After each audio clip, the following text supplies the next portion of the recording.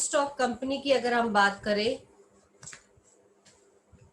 तो हमने अभी तक पार्टनरशिप की, ठीक है, सोल प्रोप्राइटर किया, कल हमने कोऑपरेटिव सोसाइटीज का टॉपिक किया। तो इसी के साथ है जॉइंट स्टॉक कंपनी। जो नाम ही आ जाता है कंपनी, तो ये है एसोसिएशन ऑफ पर्संस है, जो कुछ लोग मिल के एक बिजनेस एक्टिविटीज को कुछ लीगल रूप में स्टार्ट करते हैं। तो इसकी डेफिनेशन ही आती है कि it is an artificial person having separate legal entity, perpetual succession and common seal. जब हम बात करते हैं कि कंपनी एक आर्टिफिशियल पर्सन है, आर्टिफिशियल पर्सन की बात क्या है कि कंपनी कोई एक फिजिकल बॉडी नहीं है, जैसे हम एक नेचुरल ह्यूमन बींग्स हम हैं वैसा नहीं है, बल्कि ये एक आर्टिफिशियल पर्सन है जिसको लॉ ने क्रिएट किया है, ठीक है ना। प्लस इसी में लाइन आई कि having separate legal entity. Separate legal entity का पॉइंट मैं कई बार बता चुकी हूँ कि कंपनी की अपनी एक सेपरेट लीगल एंटिटी है। कंपनी जो भी बिजनेस करेगी वो कंपनी के नेम पे होगा, जो भी बाय करे, ठीक है, या सेल करे अपनी एसेट्स को, वो सब कंपनी के नाम पे होगा। कोई भी कॉन्ट्रैक्ट वो लेगी तो वो भी कंपनी के नाम पे ही होगा। तो कहीं ना कहीं हम कह सकते हैं सेपरेट लीगल एंटिटी है। एंड फिर आया परपेचुअल सक्सेशन। परपेचुअल सक्सेशन की जब हम बात करें, इसका मीनिंग क्या है कि कंटिन्यूटी का पॉइंट है कि जो कंपनी है उसकी हमेशा कंटिन्यूअस रहता है। जैसे मैंने कई बार ये लाइन बताई है, मेंबर्स में कम, मेंबर्स में go, but company goes forever. Company जो है वो हमेशा चलती रहती है, डेथ हो जाए, इंसॉल्वेंसी हो जाए, उसको कोई फर्क नहीं पड़ता। और लास्ट आ जाता है कॉमन सील।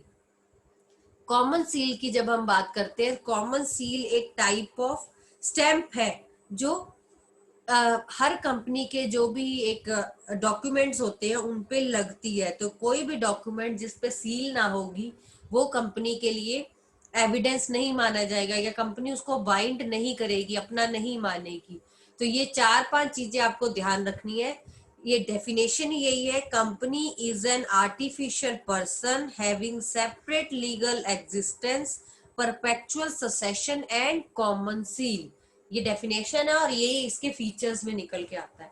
तो होता क्या है, कंपनीज का जो एक्ट है 1956 होता था, पर उसके बाद उसमें कई सारे चेंजेस किए। तो अब हम बोलते जो है वो है कंपनीज एक्ट 2013 बोलेंगे, ठीक है। आप जो 1956 हम बोला करते थे उसको छोड़ दीजिए, अब हम 2013 ही करेंगे। तो कंपनी का एक्ट जब भी आपसे पूछा जाएगा तो आपने बोलना है 2013 है। इसके अंडर काफी एक्ट किए गए, काफी चेंजेस किए गए, ठीक है। कंपनी है क्या, शेयर होल्डर्स होते हैं और डिबेंचर्स होल्डर्स होते हैं। जो ये शेयर होल्डर्स होते हैं वो ओनर्स ऑफ द कंपनी होते हैं, और जो बोर्ड ऑफ डायरेक्टर्स होते हैं वो हम ही चुनते हैं अपने शेयर होल्डर्स में से, जो सारी कंपनी को मैनेज करते हैं। और इन पे कहीं ना कहीं इनडायरेक्ट कंट्रोल यही करते हैं। और जो कैपिटल ऑफ द कंपनी होती है वो डिवाइड किस में होती है, शेयर्स में। हर पर्सन जो भी शेयर होल्डर बनना चाहता है वो कंपनी के शेयर्स खरीदेगा, ठीक है। चाहे वो प्राइवेट हो चाहे वो पब्लिक कंपनी हो, शेयर्स परचेज करने पड़ते ही हैं, ठीक है। जब आप शेयर्स परचेज करोगे वहीं से आप शेयर होल्डर उस कंपनी के बन जाओगे। अब आ जाता है इसके फीचर्स। एक कंपनी के क्या फीचर्स होने चाहिए। फर्स्ट आ जाएगा आर्टिफिशियल पर्सन। ये मैं अभी एक्सप्लेन करके हटी हूँ आपको कि आर्टिफिशियल पर्सन क्या है। Company is created by law and its existence from its members, हम कह सकते हैं। जैसे नेचुरल पीपल होते हैं, ठीक है, वैसी कंपनी नहीं होती। कंपनी क्या है, एक आर्टिफिशियल पर्सन की तरह है। आर्टिफिशियल हमने इसलिए कहा क्योंकि वो हमारी तरह नहीं है, ठीक है। तो कंपनी भी अपना बोरो कर सकती है, कंपनी भी कॉन्ट्रैक्ट कर सकती है, कंपनी भी किसी के ऊपर केस कर सकती है, लेकिन कंपनी हमारी तरह सांस नहीं ले सकती, खा नहीं सकती, टॉक नहीं कर सकती, ठीक है, रन नहीं कर सकती। तो इसीलिए इसको आर्टिफिशियल पर्सन कहा गया। सेकंड आ जाएगा सेपरेट लीगल एंटिटी।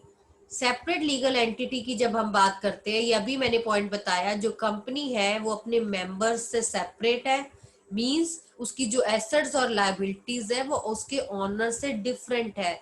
जो लॉ है वो कंपनी की तरफ रिकॉग्नाइज करता है, ना कि उसकी ऑनर्स की तरफ। मतलब अगर मैंने कंपनी स्टार्ट की है तो इसका ये मतलब नहीं कि जो भी लायबिलिटीज होंगी वो मैं पे करूंगी, वो कंपनी पे करेगी, कंपनी के शेयर होल्डर्स पे करेंगे। तो कहीं ना कहीं सेपरेट लीगल एंटिटी का हम कह सकते हैं कि इसका कंपनी का अपना नेम है, अपने कॉन्ट्रैक्ट्स हैं, ठीक है। कंपनी उसी के बेसिस पे स्टार्ट होती है, चलती है। नेक्स्ट आ जाएगा फॉर्मेशन। कंपनी की फॉर्मेशन के बाद बात करें तो हम ये नहीं कह सकते कि it is very simple process, ठीक है, इजी टू फॉर्म है, नहीं। कंपनी की जो फॉर्मेशन है वो वेरी टाइम कंज्यूमिंग है, वेरी एक्सपेंसिव है, क्योंकि इसमें बहुत सारी लीगल फॉर्मेलिटीज है, बहुत ही कॉम्प्लिकेटेड प्रोसेस है, कई सारे डॉक्यूमेंट्स हमको प्रिपेयर करने पड़ते हैं। और इन डॉक्यूमेंट्स की बात हम पहले भी कई बार कर चुके।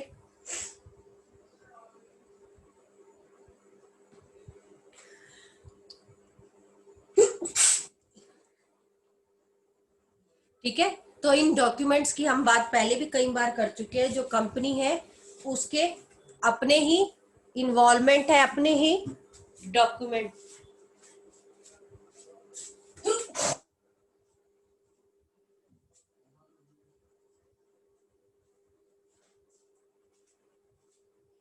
अगर हम बात करें इनके डॉक्यूमेंट्स की तो इसमें आ जाएगा memorandum of association, article of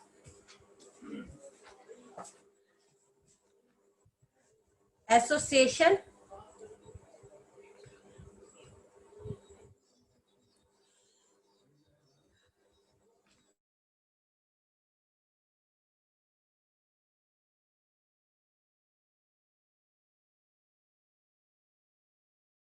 article of association and हम कह सकते हैं अदर डॉक्यूमेंट्स जो प्रिपेयर किए जाते हैं।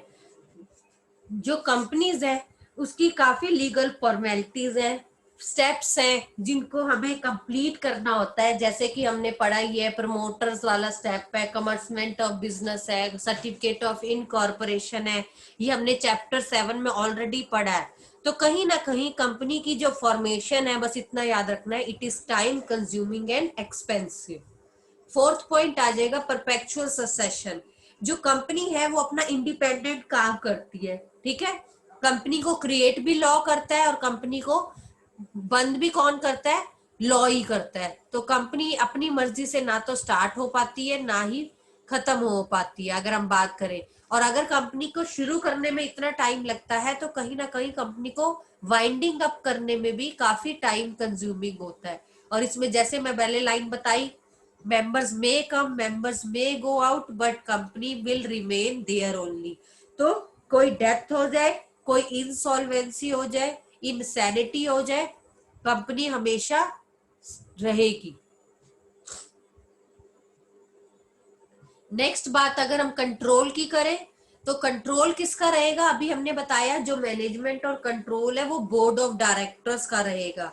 कंपनी पे सारा कंट्रोल बोर्ड ऑफ डायरेक्टर्स करते हैं क्योंकि उन्हीं की ऑनरशिप होती है, ठीक है ना। क्यों, और ये बोर्ड ऑफ डायरेक्टर्स कौन चुनता है हमारे लिए, खुद शेयर होल्डर्स हमारे लिए सेलेक्ट करते हैं बोर्ड ऑफ डायरेक्टर्स, और यही बोर्ड ऑफ डायरेक्टर वर्क करते हैं हमारे लिए। तो कहीं ना कहीं कंट्रोल सारा उन्हीं का होता है,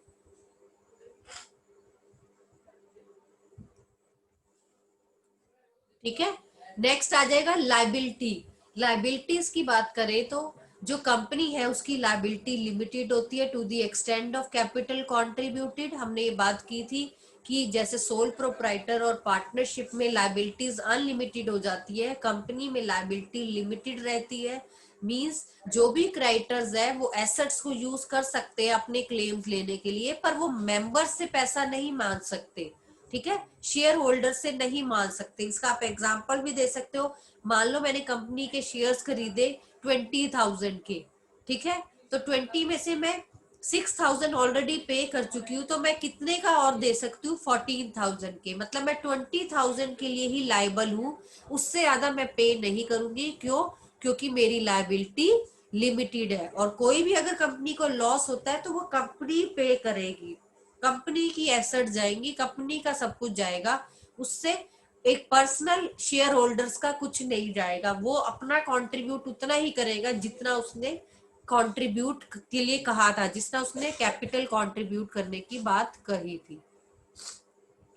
नेक्स्ट फीचर आ जाएगा कॉमन सील। ये भी हमने बात करी, क्योंकि कंपनी एक आर्टिफिशियल पर्सन है तो कंपनी खुद तो अपने साइन नहीं कर सकता ना डॉक्यूमेंट, तो कंपनी एक आर्टिफिशियल होने की वजह से उसकी एक सील बनाई जाती है। आपने हर स्कूल में देखा होगा, हर जगह ऑर्गेनाइजेशन में देखा होगा, एक सील होती है, एक स्टैंप होती है जो हर पेपर पे लगती है।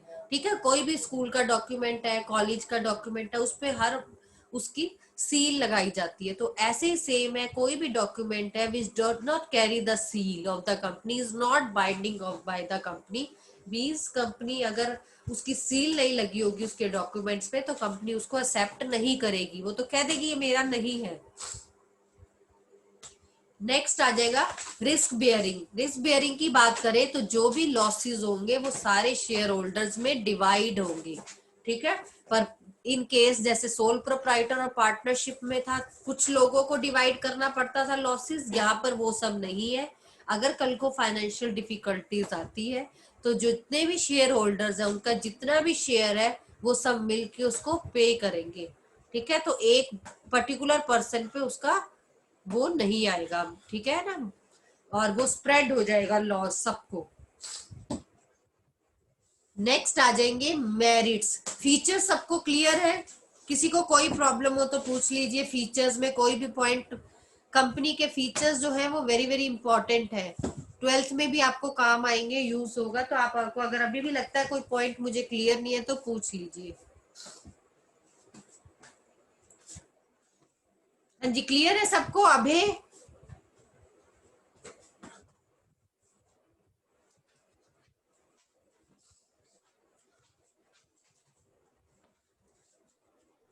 Yes ma'am. क्लियर है?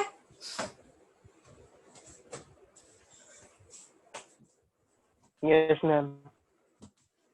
चलिए फिर मेरिट्स करते हैं। Merits of the company, first is limited liability. ये इसका सबसे बड़ा मेरिट है कि लाइबिलिटी लिमिटेड होती है। जो शेयर होल्डर्स होते हैं वो सिर्फ लाइबल होते हैं अनपेड शेयर्स के लिए। जैसे मैंने अभी 20,000 का एग्जांपल लिया, 20 में से अगर मैं 6 पे कर चुकी हूँ तो अब मैं कितने के लिए लाइबल हूँ? सिर्फ 14,000 के लिए। और अगर कंपनी को लॉस होता भी है तो कंपनी अपनी एसेट्स जो है उसमें से पे करेगी। ठीक है ना कि पर्सनल प्रॉपर्टी में से। तो पहला मेरिट यही है, लिमिटेड लाइबिलिटी होता है। सेकेंड है transfer of interest. Transfer of interest का मतलब होता है एक शेयर होल्डर अपना शेयर किसी और को बेच दे, ठीक है, और कन्वर्ट करवा ले। तो ट्रांसफर ऑफ शेयर्स की अगर हम बात करें तो यहाँ पर कंपनी में इजी ट्रांसफरेबिलिटी ऑफ शेयर है। हम कभी भी अगर मुझे लगता है मुझे कैश की जरूरत है तो मैं अपने जो शेयर्स है उनको सेल कर सकती हूँ और उसके बदले कैश ले सकती हूँ। ठीक है, तो जो शेयर्स है वो सबसे अच्छा मीडियम है फॉर लिक्विडिटी, मतलब जब भी आपको कैश की जरूरत हो आप उसको कन्वर्ट कर सकते हो। तो ट्रांसफर ऑफ शेयर का बेनिफिट ही है कि आपको अगर लगता है कि मैं इसको और पे नहीं कर सकती या मैं इसको नहीं चला सकती तो कहीं ना कहीं बजाय ब्लॉकेज करने के अपने पैसा को आप उसको कैश में निकाल लीजिए, किसी और को बेच दीजिए।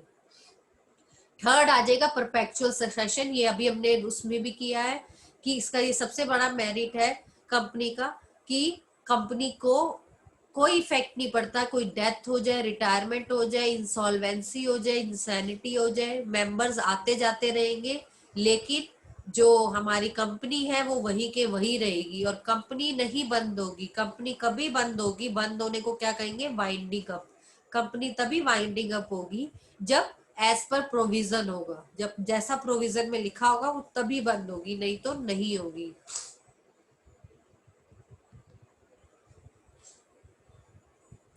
नेक्स्ट आ जाएगा स्कोप फॉर एक्सपेंशन। अगर हम कंपेयर करें सोल प्रोप्राइटर और पार्टनरशिप में तो जो कंपनी है उसके पास लार्ज फाइनेंशियल रिसोर्सेज है। ठीक है, तो कंपनी ज्यादा अट्रैक्ट करती है पब्लिक को। ठीक है, हम लोन्स भी ले सकते हैं, बैंक से भी लोन्स ले सकते हैं, डिबेंचर होल्डर से भी ले सकते हैं। तो कहीं ना कहीं क्योंकि इसमें लायबिलिटी भी आपकी लिमिटेड होती है, आप अपने शेयर्स ट्रांसफर भी कभी भी कर सकते हो, डिविडेंड भी हाई रेट पे मिलता है। तो कहीं ना कहीं आपके पास बेटर स्कोप है कंपनी चलाने का। जिनके जो कंपनी चलाते हैं उनको पता है, वो ज्यादा एक्सपैंड करते हैं, जबकि सोल प्रोप्राइटर और पार्टनरशिप में आप इतना एक्सपैंड नहीं कर सकते ड्यू टू स्मॉल कैपिटल, कह सकते हैं कैपिटल कम लगती है, मैनेजरियल स्किल्स कम होते हैं, तो कहीं ना कहीं उसका स्कोप कम है बजाय कंपनी का। नेक्स्ट आ जाता है प्रोफेशनल मैनेजमेंट।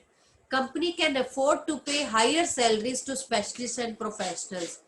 अब हमने बात की थी सोल प्रोप्राइटर और पार्टनरशिप में, वहां पर जो अकेला सोल प्रोप्राइटर है वो इतना स्पेशलिस्ट नहीं है, वो हर चीज में एक्सपर्ट नहीं है, तो कहीं ना कहीं इनएफिशिएंसी उसकी दिखती है। लेकिन यहाँ पर अगर हम प्रोफेशनल मैनेजमेंट की बात करें तो कंपनी में हम प्रोफेशनल्स रखते हैं, उनको हायर सैलरीज पे करते हैं। ठीक है, ये सब करने का क्या वो है, क्यों? क्योंकि हमारे को स्पेशलिस्ट चाहिए ताकि हमारे अलग अलग जो डिपार्टमेंट्स हैं उनके साथ डील हो सके। ठीक है, डिवीजन ऑफ वर्क हो सके, अच्छी तरह काम को कंप्लीट कर सके। तो कहीं ना कहीं हमें प्रोफेशनल्स की जरूरत पड़ती है, एफिशिएंट मैनेजमेंट की जरूरत पड़ती है। और क्योंकि कंपनी एक हम कह सकते हैं ह्यूज फंड्स के साथ शुरू होती है, तो उसको संभालने के लिए भी हमें कोई ना कोई पर्सन चाहिए, तो इसलिए प्रोफेशनल मैनेजमेंट की जरूरत पड़ती है। क्लियर है ये 5 लिमिटेड मेरिट्स? इसके अलावा भी हमारे पास काफी सारे मेरिट्स है, आप लिख सकते हो। ये हमने सिर्फ यहाँ पर 5 किया, आप बुक्स में अपने पॉइंट्स लिख सकते हो। ग्रोथ एंड एक्सपेंशन का पॉइंट वैसे हो चुका है, चलो ये छोड़ देते हैं। इसमें लिख लो लार्ज फंड्स होते हैं, अगर हम कैपिटल की बात करें तो इतने सारे शेयर होल्डर्स होते हैं तो काफी फंड्स आ जाते हैं। दूसरा, पब्लिक का कॉन्फिडेंस रहता है, ये इसका मेरिट है बहुत बड़ा कि पब्लिक कॉन्फिडेंस रखती है कंपनीज पे। क्यों रखती है? क्योंकि जो हमारे अकाउंट्स है वो पब्लिश होते हैं, जो हमारे एनुअल अकाउंट्स है, रिपोर्ट्स है, वो हमारे क्या प्रॉफिट्स हो रहे हैं, पब्लिक हमने क्या क्या इन्वेस्टमेंट किया है, वो हम सारा अपने अकाउंट्स को पब्लिश करते हैं। और जब पब्लिश करते हैं तो पब्लिक हमारे अंदर कॉन्फिडेंस रखती है। इसके अलावा डेमोक्रेटिक मैनेजमेंट है, क्योंकि कंपनी कैसे चलती है, थ्रू डायरेक्टर्स चलती है, और डायरेक्टर्स को कौन लेके आता है? शेयर होल्डर्स लाते हैं।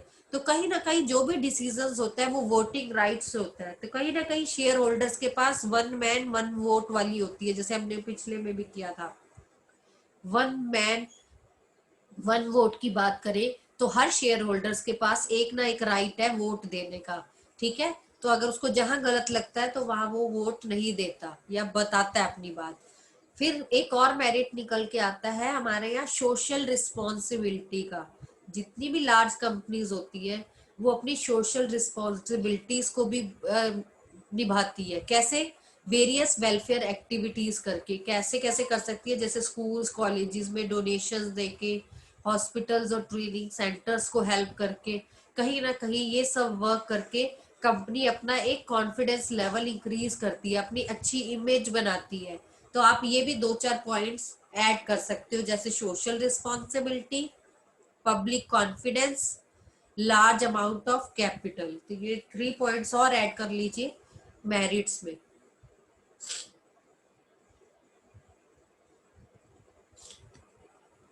नेक्स्ट आ जाता है लिमिटेशंस। हाँ जी अखिलेश, क्लियर है आपको मेरिट्स?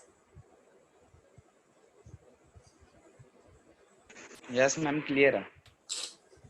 अखिलेश, आप अकाउंट्स और इकोनॉमिक्स की क्लास लगाते हो?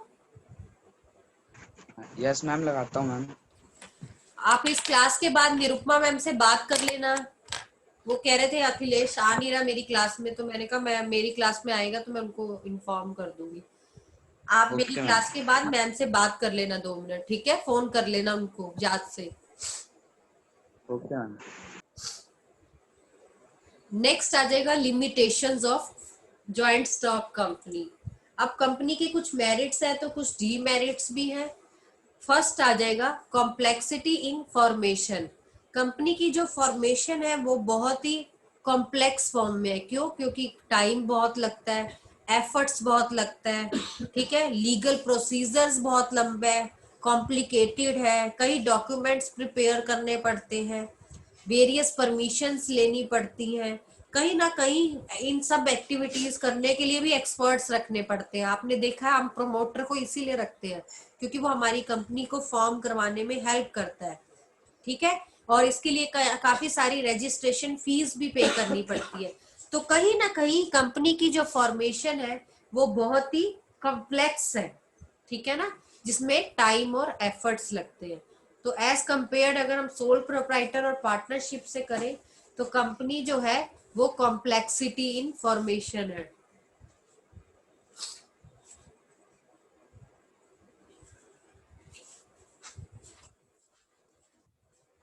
सेकंड पॉइंट आएगा लैक ऑफ सीक्रेसी, या लैक ऑफ सीक्रेसी बोला है। वैसे तो कंपनीज जो एक्ट होता है, ठीक है, हाँ ठीक, उनको सारे अपने रिकॉर्ड्स देने होते हैं, तो कई बार कंपनी ना चाहते हुए भी अपने रिकॉर्ड्स देने पड़ते हैं। तो अगर उनको लगता है हम कुछ सीक्रेट रखना चाहते हैं तो वो बिल्कुल नहीं रख सकते। क्यों? क्योंकि उनको अपनी सारी जो भी अकाउंट्स है, सारी इंफॉर्मेशन है, वो जनरल पब्लिक के साथ शेयर करनी पड़ती है। और जब सब कुछ शेयर करना पड़ता है तो सीक्रेट कहाँ रहा? उनको हर टाइम टू टाइम की अपनी इंफॉर्मेशन जो है वो पब्लिक को बतानी पड़ती है, ठीक है। तो सीक्रेसी का तो नाम ही नहीं रहा, कुछ सीक्रेट ही नहीं बचा यहाँ पर उनके लिए। पर ये बेनिफिट देती है, तभी अगर सीक्रेटसी नहीं है तभी कॉन्फिडेंस आता है पब्लिक को।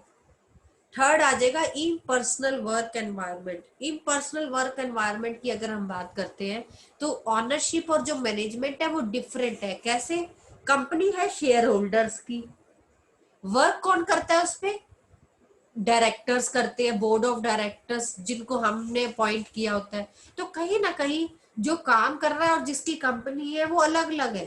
तो आपको पता है जिसकी कंपनी ना हो वो उतना एफर्ट नहीं लगाता, वो अपनी इतनी पर्सनल इन्वॉल्वमेंट नहीं देता जितना कि एक खुद पर्सन देगा।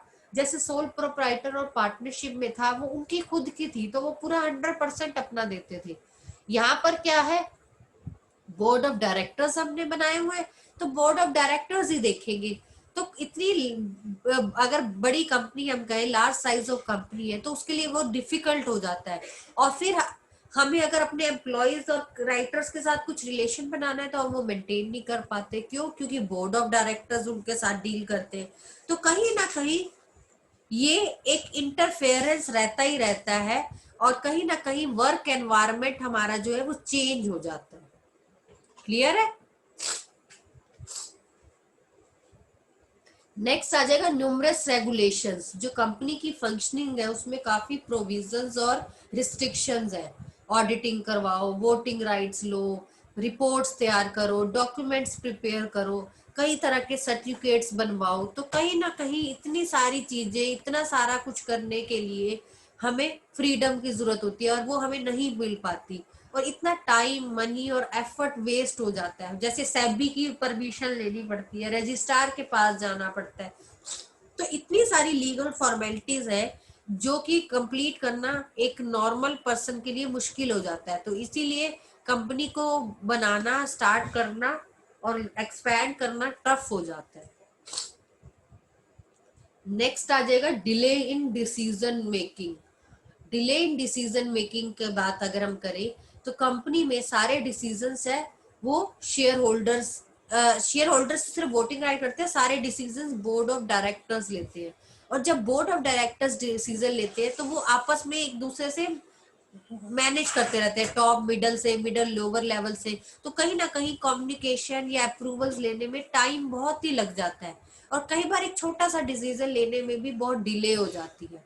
तो कहीं ना कहीं कंपनी का डेमोक्रेटिक जो बिहेवियर है, मीन्स लेवल टू लेवल्स बात करनी है, उसमें जो डिसीजन मेकिंग है वो लेट हो जाता है, ठीक है। और कई बार एक डिसीजन लेने में इतना लेंथी प्रोसीजर हो जाता है कि वो डिफरेंट डिफरेंट लेवल्स में पहुंचने तक वो कई बार डिसीजन ही बेकार हो जाता है।